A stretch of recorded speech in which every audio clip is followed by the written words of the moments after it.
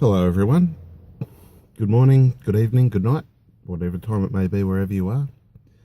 Archbishop Matt Stader here of Australia in service to Lord Rael. Yep.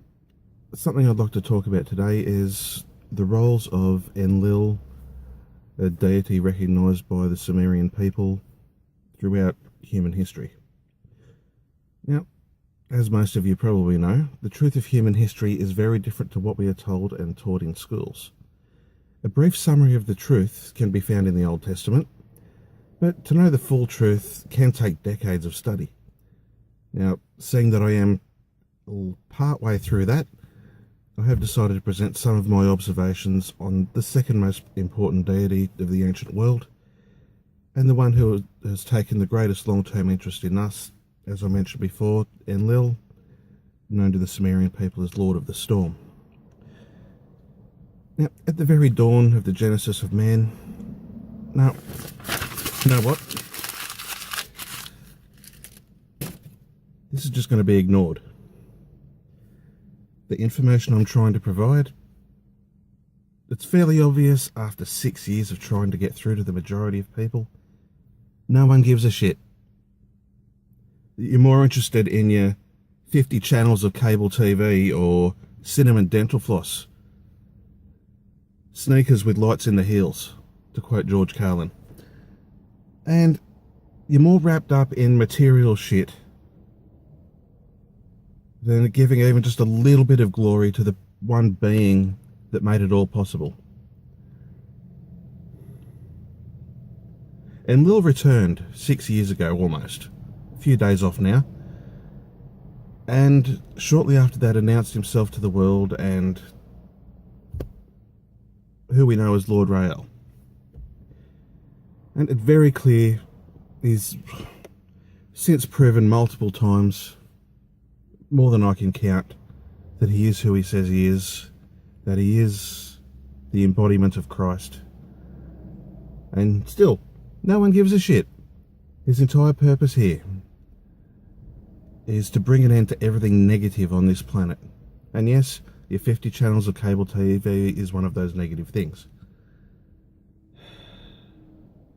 And everyone seems to expect him to return with a smile on his face when we're more wrapped up with what's on TV tonight, what we're having for our next meal. So, the chastisements he's been dishing out should not be a surprise. It's like the old question: why does God allow good things to happen to bad people?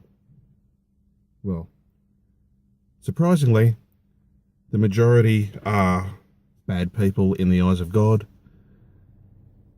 and he's not doing it just to punish. They're there to teach, to try and redirect. But no, most are too stupid to realise. And so, everything is just about to come to a head very, very soon.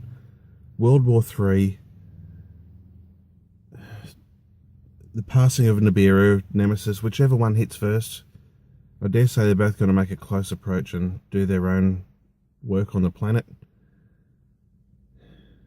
And the majority are going to sit back as the TV blacks out, look outside, and see giant meteors raining from the sky and say, "What have we done to deserve this?" Or, "Save me, God."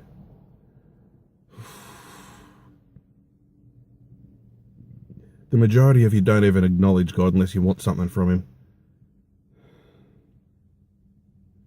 So,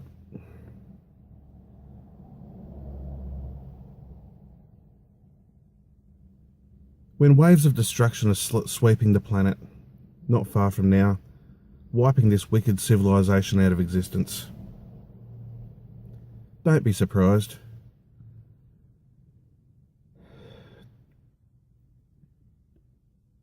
The only thing that can be validly done is to acknowledge that we've brought it on ourselves. We were offered a pleasant, peaceful end to all of this. But to allow that to happen required universal acceptance. And the human ego can't do that. We're too wrapped up in convincing ourselves we're the centre of the universe. The majority. Unfortunately, universal acceptance means everyone has to accept, everyone has to repent. Without that, the suffering is only going to increase. The famine, the diseases, the warfare.